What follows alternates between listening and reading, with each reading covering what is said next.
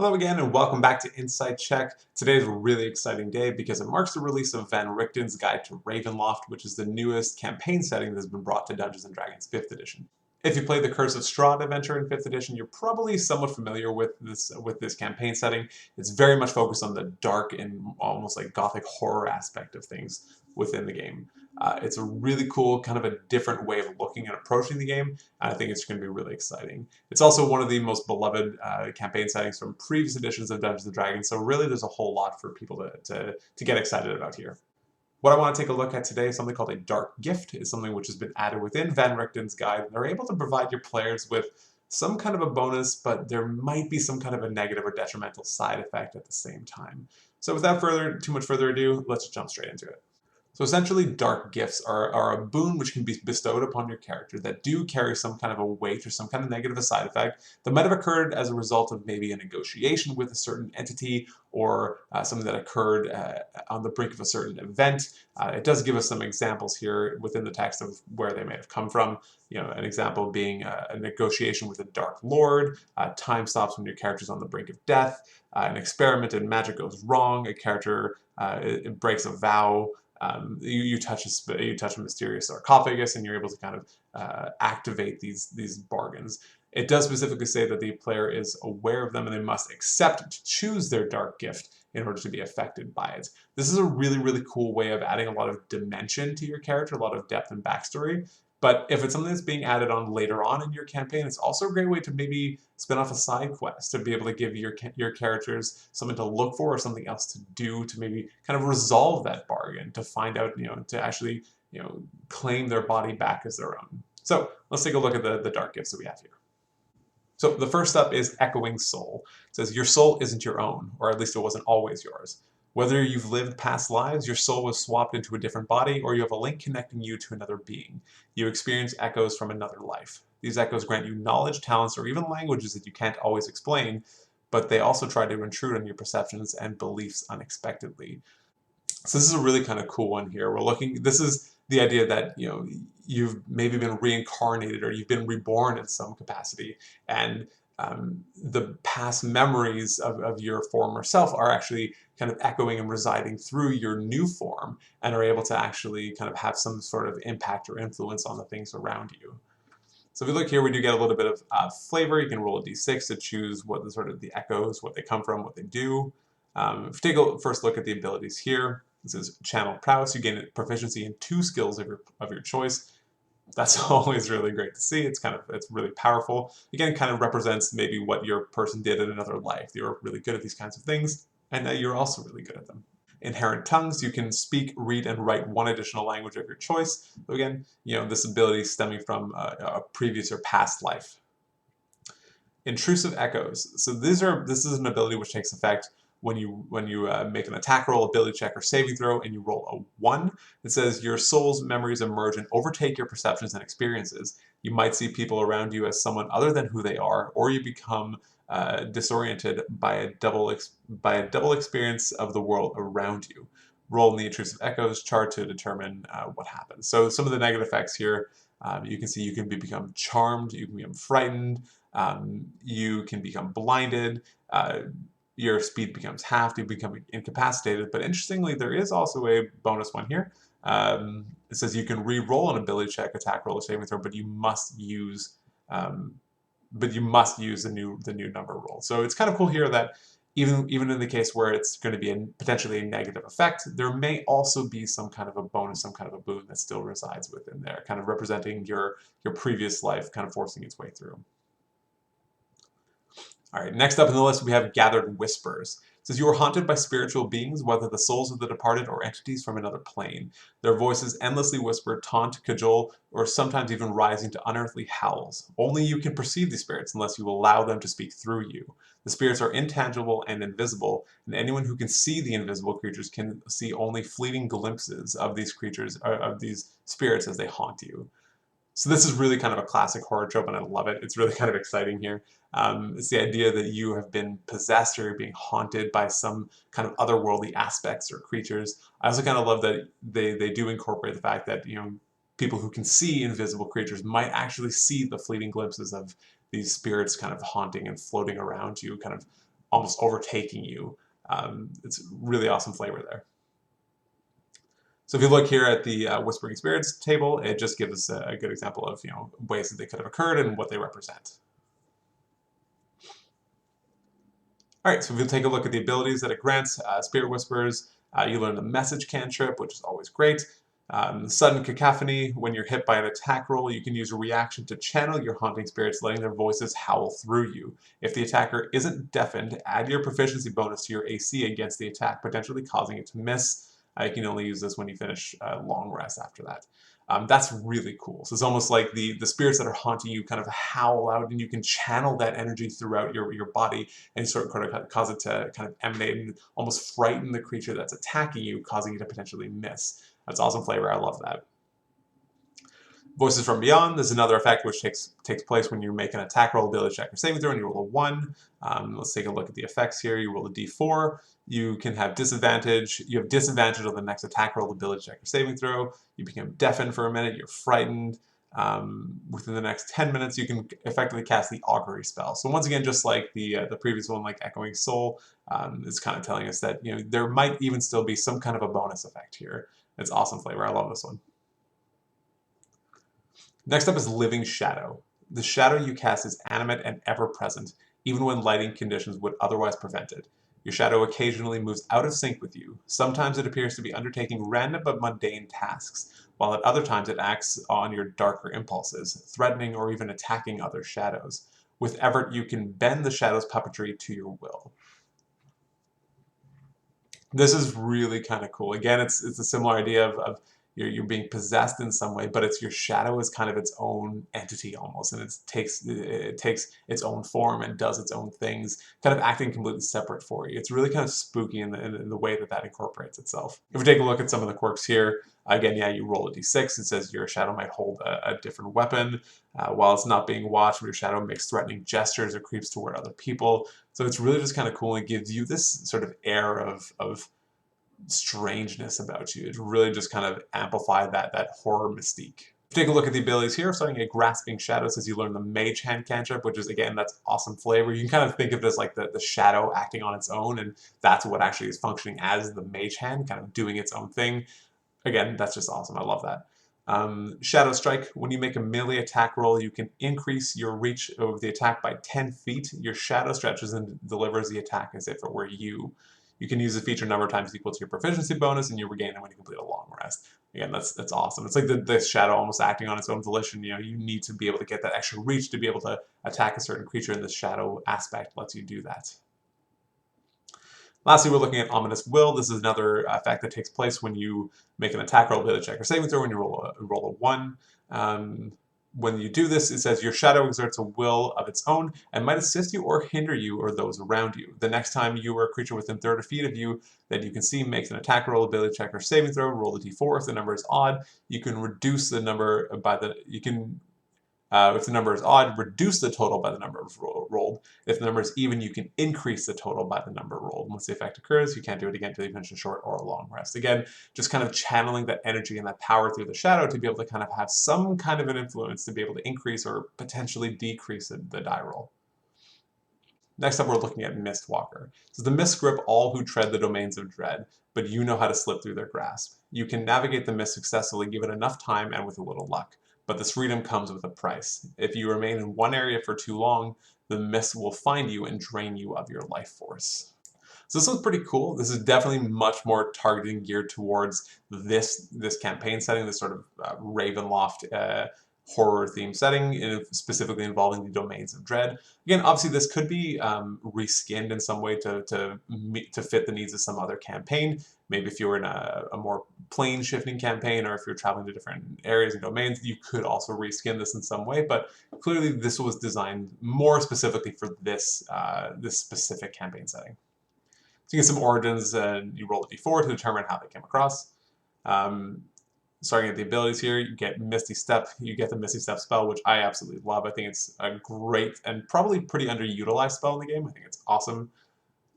Mist Traveler, when you enter the mist intent on reaching a specific domain, you are treated as if you possess a mist talisman keyed to that domain.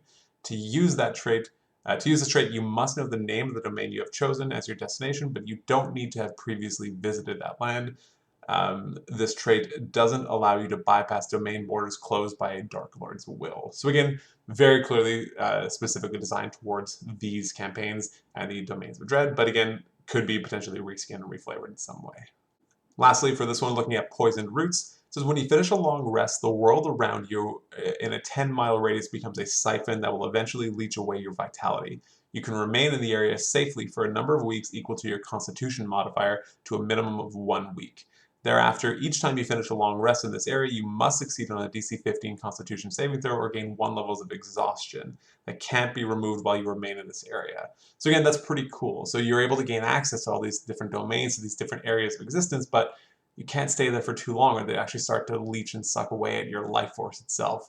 That's some really, really kind of cool flavor on that. I do love that. I can definitely see incorporating that into even another element of certain campaigns. Next up, we have Second Skin. It says there's another side of you that most people never see.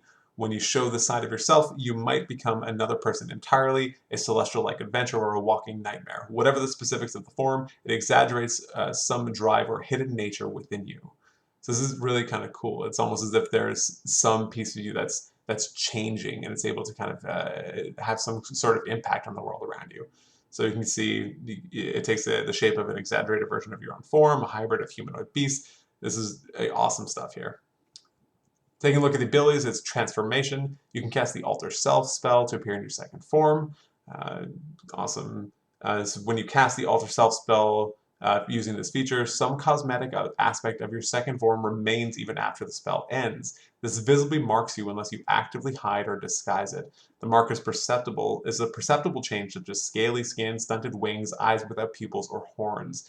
The mark fades after you finish a long rest. It's kind of cool. It's almost as if this element of shape changing is actually leaving a indelible mark on you. It kind of reminding you of the power and the influence that it has over you. It's exciting stuff. Involuntary Change. Certain circumstances can activate your Dark Gift. After you experience this catalyst at the start of your next turn, you must succeed on a DC 15 Charisma saving throw or use your action to cast Alter Self as described in the transformation trait, even if you've already used it. This is kind of reminiscent of like a werewolf kind of thing here. There's some sort of aspect that forces you to actually change your appearance in some way. That can have some pretty dramatic effects on your campaign if it were to occur at the wrong time. We can see some of the catalysts that it has here. It says seeing a particular phase of the moon, the smell of a certain type of flower, the sound of a ringing temple bell. So there's a lot of different things that they suggest that can cause this kind of thing to happen.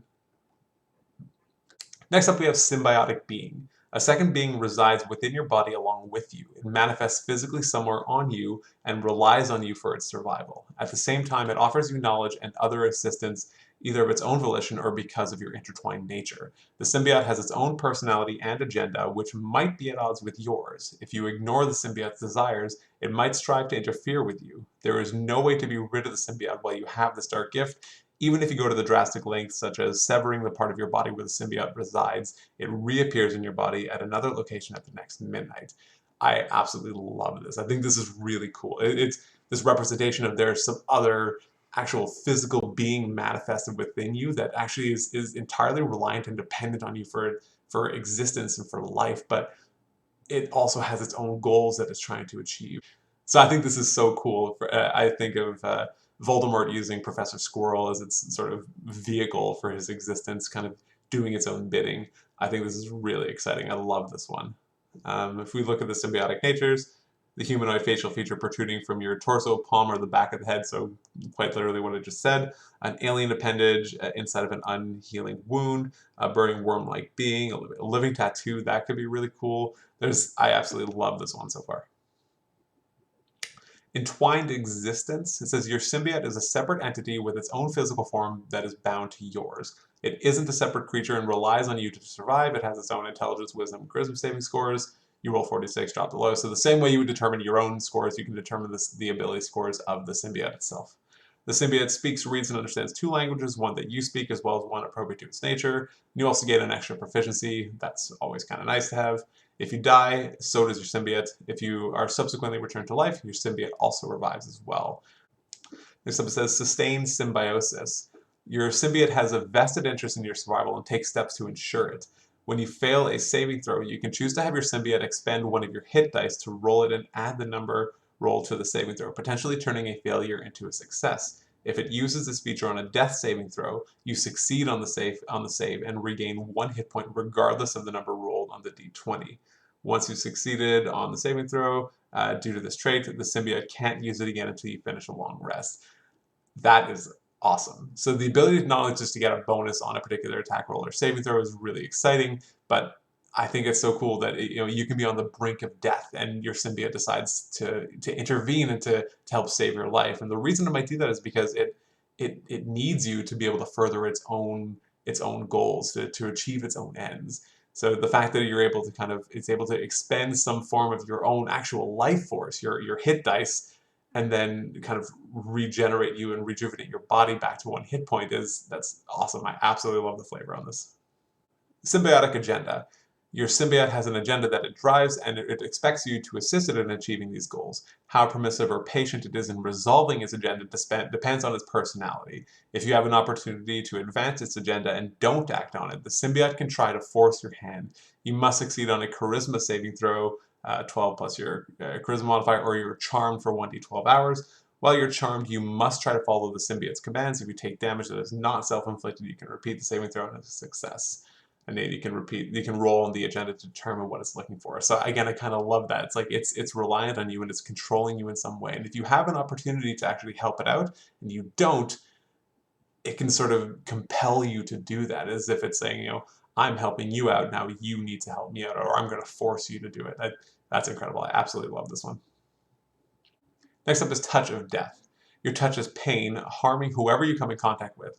The deathly power with you is beyond your control, afflicting any who touch your bare skin. By the same token, you can deliver death to the enemies that you touch.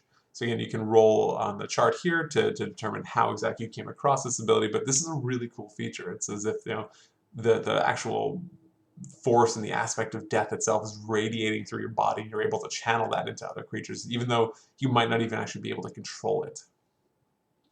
So look at the abilities here. It says Death Touch. You can focus your deadly touch against your foes as an action, make an unarmed strike. On a hit, your target takes an additional 1d10 necrotic damage. The damage is increased by 1d10 when you reach 5th, 11th, and 17th level, so very much like a cantrip. It powers up as you grow over the course of your adventure. Inescapable Death. When you hit a target with an attack roll and deals necrotic damage, you ignore the target's resistance. Again, I love that you're so imbued and infused with this necrotic and this negative energy that even characters that are potentially resistant to it, you still are able to overcome that, given how much power is manifesting within you. Withering Contact. When you start your turn and you are grappling a creature or grappled by it, the creature takes 1d10 necrotic damage. Again, just kind of emphasizing the fact that you don't even have control over this ability. So the last dark gift is called Watchers. Something is always watching you and draws ethereal spirits that take the form of creatures made of shadow stuff, usually in the shape of tiny beasts that follow you and gather in your general vicinity. These creatures act like normal examples of their kind, but their behavior suggests a hint of malice. No matter what precautions you take, you can't permanently drive these spirits away. They always return. Wait just beyond the reach of deterrence, or later crawl out of your clothes and equipment. Yeah, that's really kind of cool. There's always something watching you and potentially interfering to help to provide some kind of boon or bonus to you, but just the knowledge that there's always something there. There's always something keeping an eye on you is really kind of spooky, and it's kind of cool. Get some examples here. We can see jackals, vultures, owls, bats, rats, squirrels, jellyfish, and eels. So there's really kind of things from all different aspects of the environment that might be able to take place here. So if you look at the abilities, one says Borrowed Eyes. It says, as an action, you can influence the presence guiding the watchers for 1 hour. For the duration, you gain advantage on investigation and perception checks, and you can't be blinded. Once you use this feature, you can't use it again until you finish a long rest. So this is the idea that you're actually being able to sort of channel the watchers to help you in some capacity. They're able to perceive your surroundings in a much better way than you wouldn't be able to otherwise. Being able to get advantage on investigation, perception, you can't be blinded. That's really cool. Next up is Dread Presence. It says you have disadvantage on deception, performance, and persuasion checks made against creatures that can see the watchers, and you have disadvantage on saving throws against the scrying spell. You can temporarily disperse or hide the Watchers with some effort. With 1 minute of work and a successful DC 15 Charisma Animal Handling check, you can suppress the Borrowed Eyes and the Dread presence for 1 hour. Once you successfully suppress these features, you can't do so again until you finish a long rest. So this is kind of cool. It's like you're able to sort of take a little bit of extra effort to be able to get some kind of a brief reprieve from the creatures that are surrounding you. But in doing so, you lose the negative benefits, but you also lose the positive aspects of it. So this is a really cool ability, and I can see this being really pervasive in a lot of even other campaigns in certain settings.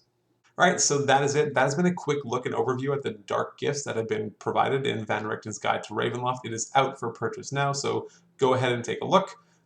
Thank you so much for taking the time to watch. I please hope you do like and subscribe for more content. It really does help in a very meaningful way. So otherwise, that's been it. Take care.